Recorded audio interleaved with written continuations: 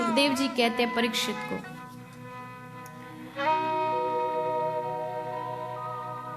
अपने मन से ये बात निकाल दो कि मैं 7 दिन कथा सुनूं और मुझे मुक्ति मिल जाए। परीक्षित, मुक्ति मिलना कोई बड़ी बात नहीं है। यहाँ ऐसे बहुत सारे लोग होंगे जिन्होंने सोच रखा होगा प्रभु मृत्यु के उपरांत मुक्त हो जाए, पर भागवत कह रही है मुक्त होना कोई बड़ी बात नहीं, मुक्ति मिलना बड़ी बात नहीं है, लेकिन ठाकुर जी के चरणों की सच्ची भक्ति मिलना ये बहुत बड़ी बात है। शब्द बहुत अच्छे हैं, और अच्छे नहीं, बहुत तात्विक शब्द है कि मुक्ति मिले चाहे ना मिले। इस आशा में मैं भक्ति नहीं करता, इस आशा में मैं माला नहीं बजता कि मैं भजन करूं और मुझे ये मिल जाए वो मिल जाए। अधिकांश लोगों की भक्ति इसीलिए होती है क्योंकि उनको भगवान से कुछ चाहिए होता है, कुछ उनको प्राप्त करना होता है, लोभ होता है, लालच होता है। जब लास्ट टाइम वर्ल्ड कप हुआ था, और बड़े गर्व की बात है भारत जीता था, लेकिन जब वो फाइनल्स में पहुंचा था तो पूरे भारतवर्ष में जगह जगह, शहर शहर, गांव गांव, सब जगह यज्ञ हवन शुरू हो गए। सब ने अपने अपने आश्रमों में, घरों में सब यज्ञ बिठा दिए, बोले भारत जीत जाए। अच्छी बात है, इसमें भी कोई बुरा नहीं है कि अपने देश के लिए अच्छी भावना रखना और पूजा पाठ करना, यहाँ तक तो ठीक था। लेकिन जैसे शायद रात को हुआ था वो मैच, रात को उसका रिजल्ट आया था भारत के हिसाब से, तो जैसे ही रात को खबर आई कि भारत जीता, जितने यज्ञ हवन कुंड थे सब छोड़ छोड़ के बोले हाँ काम हो गया, काम हो गया, अब खत्म कर दो, काम पूरा, तो अब बोरिया बिस्तर उठाओ, यज्ञ सब खत्म और गए घर। अब बताइए ठाकुर जी क्या सोचते होंगे कि कितना स्वार्थी इंसान है।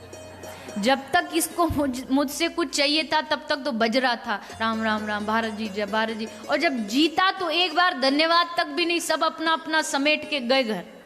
अब भगवान की यज्ञ की कब याद आएगी? जब अगला वर्ल्ड कप आएगा, मतलब जब अगली मांग होगी तब भगवान की याद आएगी। ये कैसी भक्ति?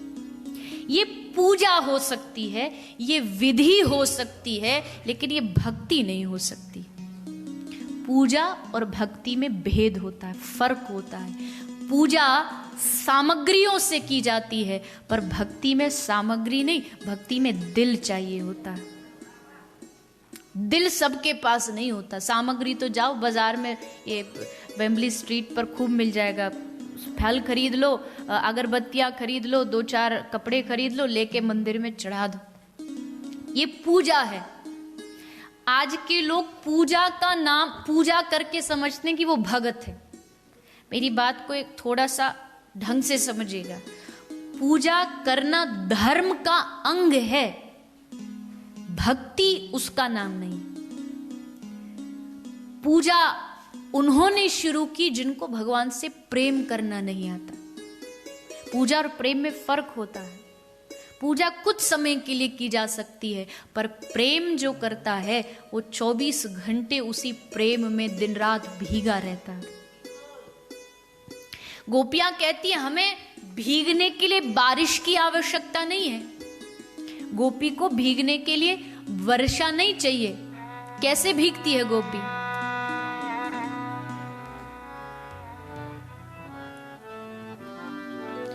निस दिन बरसत नैन हमारे, निस दिन बरसत नैन हमारे, सदा रहत पावस ऋतु हम पर, सदा रहत पावस ऋतु हम पर, जब से शाम सिधारे, निस दिन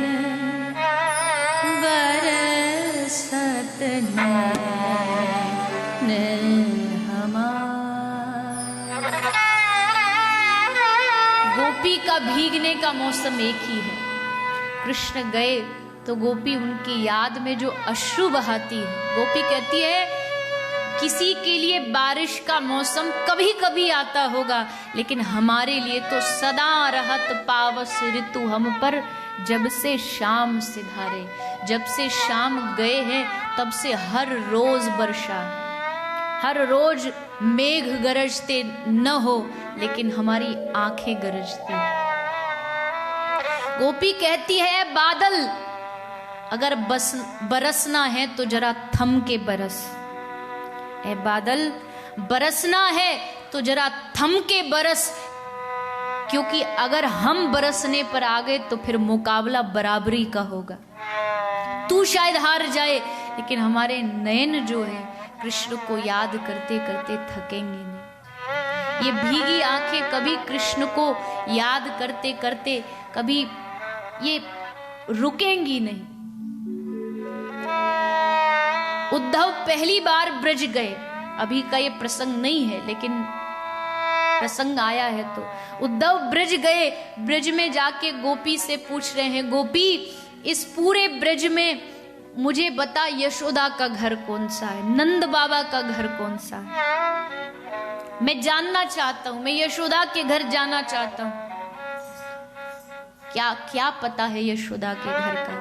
गोपी कहती है उद्धव, ये जो सामने से तू एक पानी बहता हुआ जहां से देख रहा है ना, एक नाली में जल पानी बहता हुआ आ रहा है, ये जल ये पानी जहां से शुरू हुआ है, इसका जो उद्गम स्थान है वही यशोदा मैया का घर है।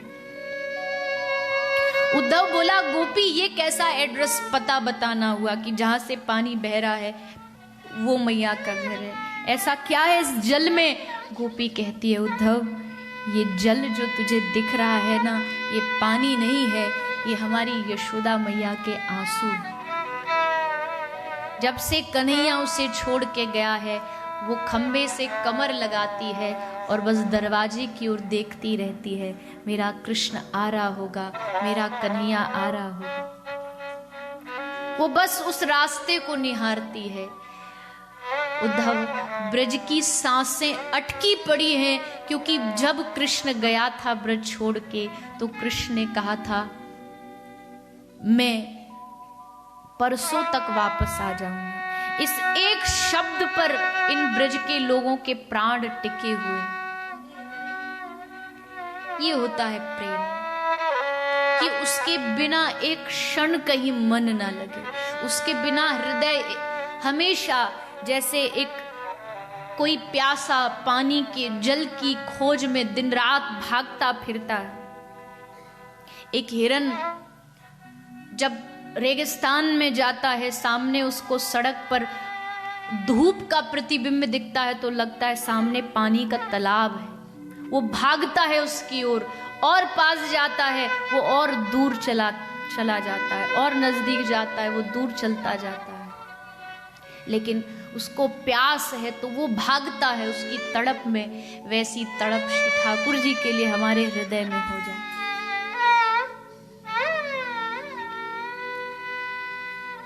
सीधी सी बात है, हम कह देते 2 माला हुई भगवान नहीं मिले, माला करने के साथ साथ हृदय में तड़प भी तो हो उनको पाने का, विरह भी तो हो। जब तक तड़प नहीं होगी कैसे मिलेंगे? कोई जाके संत से कहता महाराज आशीर्वाद दे दो मेरे घर में बेटा हो जाए, बाबा ने कहा आशीर्वाद। प्रभु दूसरा आशीर्वाद दे दो मेरा धंधा अच्छा चल जाए, आशीर्वाद। और प्रभु तीसरा आशीर्वाद दे दो मुझे भक्ति मिल जाए। बाबा ने बड़ी जोर से डांट लगाई,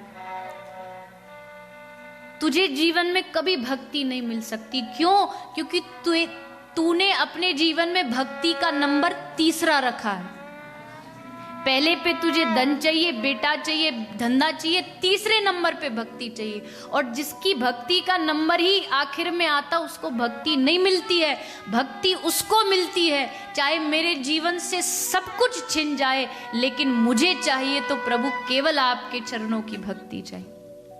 जिसका पहला स्थान ही भक्ति की मांग होगी उसे भक्ति मिलेगी। उसे भगवान मिलेंगे। इसलिए निस दिन बरसत नैन हमारे।